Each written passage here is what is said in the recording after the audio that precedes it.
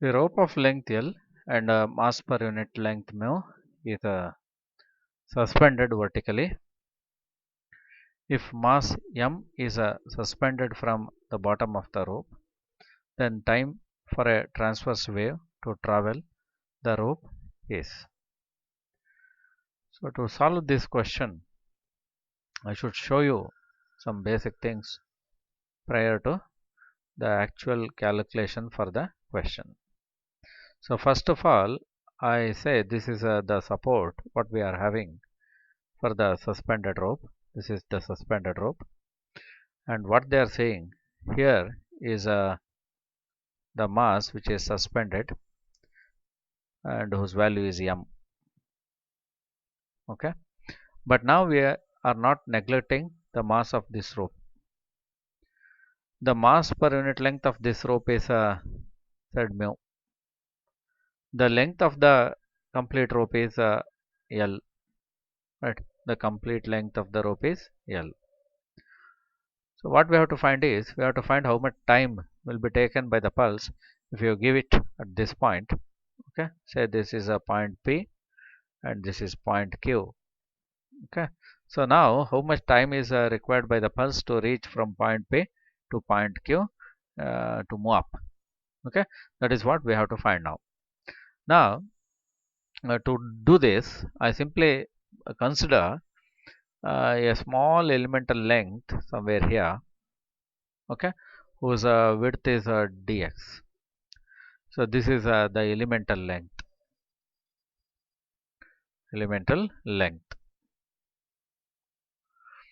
and from point P to this point,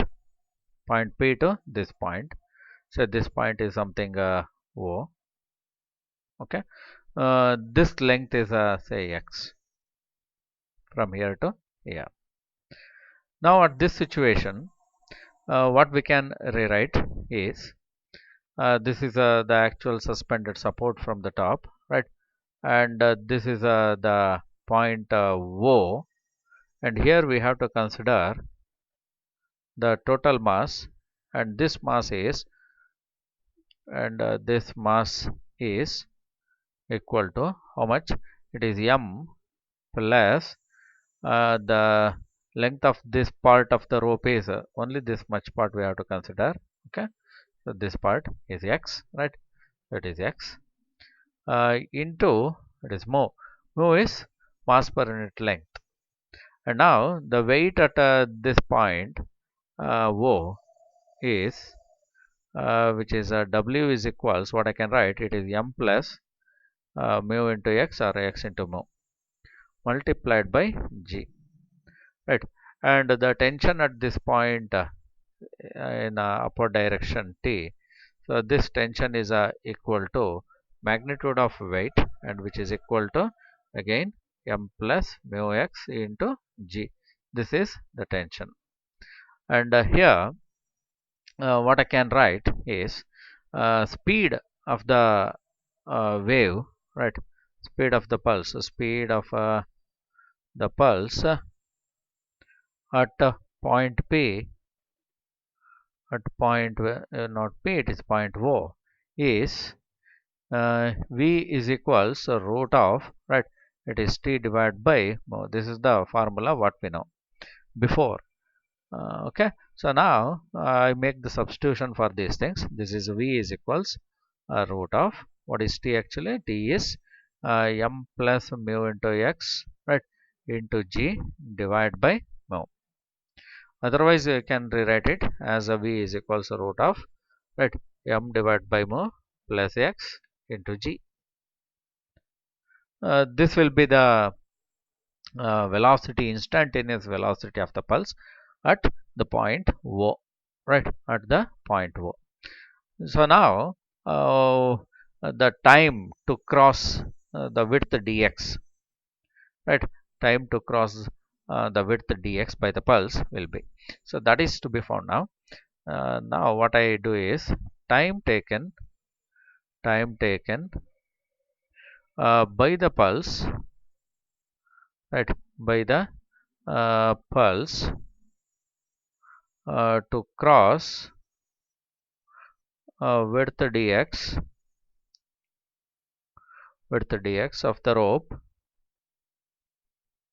is, that is v is equals, what I can write, it is dx by dt. So dt is the time taken to cross this width. Okay, so dt. So in that dt time, the pulse will move, means it will cross the width dx. So that means dt is equal to, what I can write, it is dx divided by v. So now dt is what? dt is nothing but, therefore dt is equal to, what I can write, it is dx, right? dx divided by what is v? v is under root, right? It is m divided by mu plus x into g. So this is the element time. This in this time the pulse will cross the width dx of the rope. Okay, so now we have to use the integration which will help us to calculate the time taken by the pulse to reach from P to Q. Okay, so total time. Now I am doing that calculation. Now time taken, right? Now time taken by the pulse, time taken by the pulse to move from point P to point Q is, so that is t, which is equals to integration of dt. Okay, so that is equals to integration of, what I can write, it is dx divided by root of, right, m divided by mu plus x into g.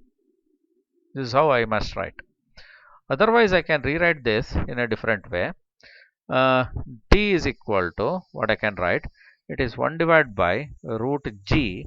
Okay, 1 divided by root g, and the integration of it is a dx divided by, right, dx divided by, it is root of m divided by mu plus x. This is what we are having. And the limits you must know, x varies from 0 to L, right, x varies from 0 to L. Now we are having this one. So now make substitution for this. Okay, so we will solve further by means of substitution. Let put, okay, so alpha square is equals what? It is m divided by mu plus x. This is what I am putting.